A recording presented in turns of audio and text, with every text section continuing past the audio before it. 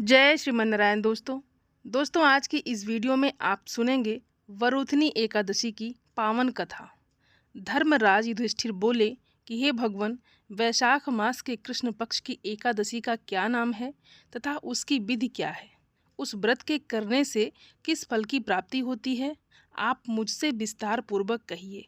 मैं आपको नमस्कार करता हूँ। श्री कृष्ण कहने लगे कि हे राजेश्वर, इस एकादशी का नाम वरुथनी है। ये सौभाग्य देने वाली तथा सब पापों को नष्ट करने वाली और अंत में मोक्ष देने वाली है।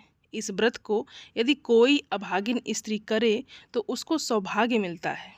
इसी वरुथनी एकादशी के प्रभाव से राजा मांधाता स्वर्ग को गया था।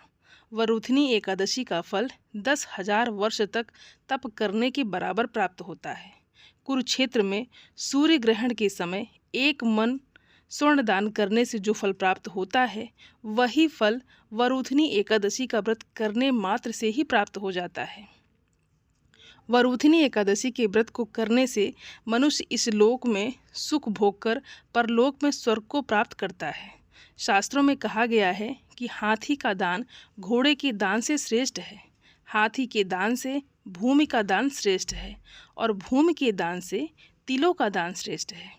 तिलों के दान से स्वर्ण का दान श्रेष्ठ माना गया है तथा स्वर्ण दान से अन्न का दान ज़्यादा श्रेष्ठ माना गया है। अन्नदान के बराबर कोई दान नहीं है। अन्नदाता से देवता, पितृ और मनुष्य तीनों तृप्त हो जाते हैं और शास्त्रों में अन्नदान को कन्यादान के फल के बराबर ही माना गया है। वरुथनी एकादशी के व्रत से अन्नदान तथा कन्यादान दोनों के बराबर फल प्राप्त होता है। भगवान श्री कृष्ण कहने लगे, हे युधिष्ठिर, जो मनुष्य लोभ के वश में होकर कन्या का धन लेते हैं, वे प्रलय काल तक नरक में वास करते हैं या उनको अगले जन्म में बिलाव का जन्म लेना पड़ता है। और जो मनुष्य प्रेम और धन के साथ कन्या का दान करते हैं, उनके पुण्य को चित्रगुप्त भी लिखने में असमर्थ है और ऐसे मनुष्यों को ही कन्यादान का फल प्राप्त होता है। हे राजेश्वर, वरुथनी एकादशी का व्रत करने वाले को 10वीं तिथि के दिन इन वस्तुओं का त्याग अवश्य करना चाहिए। कांसे के बर्तन में भोजन नहीं करना चाहिए, मांस नहीं खाना चाहिए, मदिरा का सेवन नहीं करना चाहिए, मसूर की दाल, चने का साग, कोदो का साग, मधु अर्थात शहद, किसी दूसरे का अंश दूसरी बार भोजन करना और स्त्री प्रसंग करना, ये सभी चीज़ें 10वीं तिथि के दिन से ही वर्जित हो जाती हैं। व्रत वाले दिन जुआ नहीं खेलना चाहिए। उस दिन पान खाना, दातून करना, दूसरे की निंदा करना, चुगली करना और पापी मनुष्यों के साथ बातचीत करना, ये सभी चीज़ें त्याग कर देना चाहिए। उस दिन क्रोध नहीं करना चाहिए। मिथ्या भाषण अर्थात झूठ नहीं बोलना चाहिए। इस व्रत में नमक, तेल तथा अन्न, ये सभी चीज़ें वर्जित हैं। हे राजन, जो मनुष्य विधिवत इस एकादशी को करते हैं, उनको स्वर्गलोक की प्राप्ति होती है। अतः मनुष्यों को पापों से डरना चाहिए। इस व्रत के महात्म को पढ़ने से 1000 गोदान का फल प्राप्त होता है। इसका फल गंगा स्नान के फल से भी अधिक होता है। हे राजन, अब मैं तुमसे वरुथनी एकादशी की एक कथा का वर्णन करता हूँ, तुम ध्यानपूर्वक सुनो। प्राचीन काल में नर्मदा नदी के तट पर मांधाता नामक राजा राज्य करते थे। वो अत्यंत दानशील तथा तपस्वी थे।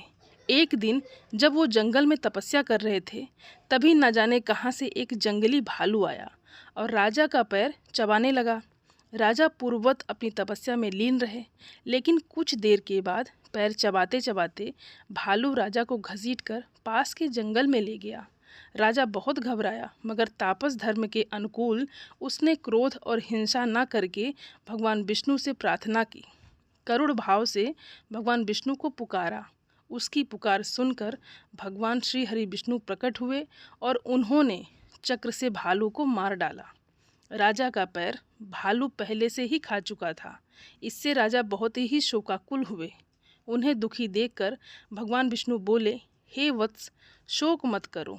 तुम मथुरा जाओ और वरुथनी एकादशी का व्रत रखकर मेरी वराह अवतार मूर्ति की पूजा करो।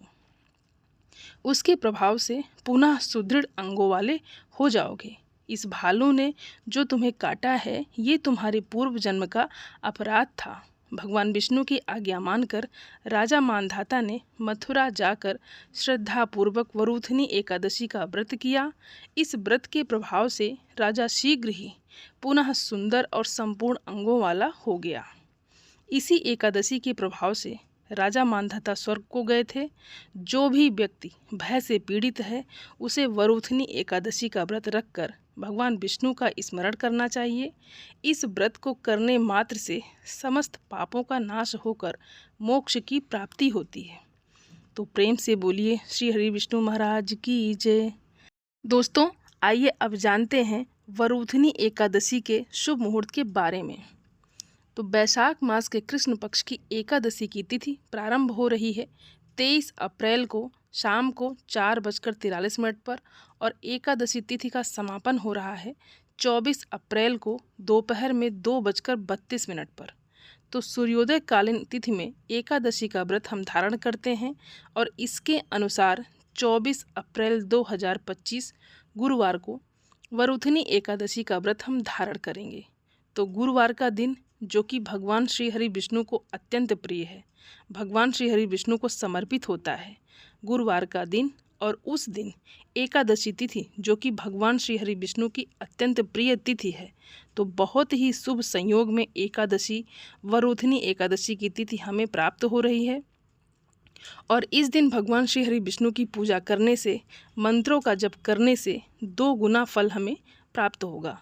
तो बहुत ही श्रेष्ठ है इस बार की तिथि। और अगर आप व्रत करते हैं तब तो बहुत ही अच्छी बात है, और अगर आप व्रत नहीं भी करते हैं तो भी भगवान श्री हरि विष्णु की पूजा कीजिए और बृहस्पति देव की भी आराधना कीजिए। तो किसी भी प्रकार का बृहस्पति से संबंधित कोई भी दोष है अगर आपके जीवन में, तो उससे भी आपको मुक्ति मिल जाती है और भगवान श्री हरि विष्णु की असीम कृपा भी आपको प्राप्त होती है। 24 अप्रैल को सूर्योदय काल का समय हमें प्राप्त हो रहा है सुबह 5:47 पर और सूर्यास्त का समय होगा शाम को 6:52 पर। एकादशी तिथि पर ब्रह्म मुहूर्त में स्नान करते हैं। तो ब्रह्म मुहूर्त प्रातःकाल 4:19 से प्रातः 5:03 तक रहेगा और इस समय में आप स्नान कर सकते हैं और भगवान श्री हरि विष्णु की विधि विधान से पूजा कर सकते हैं। 24 अप्रैल को अभिजीत मुहूर्त का समय रहेगा सुबह 11:53 से दोपहर 12:46 तक। अभिजीत मुहूर्त में आप कोई भी शुभ काम अगर करते हैं तो उसका फल आपको बहुत अधिक प्राप्त होता है। और गुरुवार के दिन राहु काल का समय होता है दोपहर में 1:30 बजे से लेकर 3 बजे तक, और इस समय में कोई भी शुभ काम हमें नहीं करना चाहिए। और अब आइए जानते हैं कि एकादशी व्रत का पारण हमें कब करना है। तो द्वादशी तिथि प्रारंभ हो रही है 24 अप्रैल को दोपहर में 2:32 पर और द्वादशी तिथि का समापन हो रहा है 25 अप्रैल को सुबह 11:45 पर। तो 24 अप्रैल को एकादशी का व्रत हम धारण कर रहे हैं और 25 अप्रैल को सुबह 5:46 से सुबह 9 बजे तक एकादशी व्रत का पारण हम कर सकते हैं। दोस्तों, उम्मीद करती हूँ ये वीडियो आप सभी लोगों को अच्छी लगी होगी और आप सभी सनातनी भाई बहनों से मेरा विनम्र निवेदन है मेरे चैनल को सब्सक्राइब ज़रूर कर लें और वीडियो को लाइक और अपने फैमिली फ्रेंड के साथ शेयर ज़रूर करें। आप सभी को जय श्रीमन नारायण। धन्यवाद दोस्तों।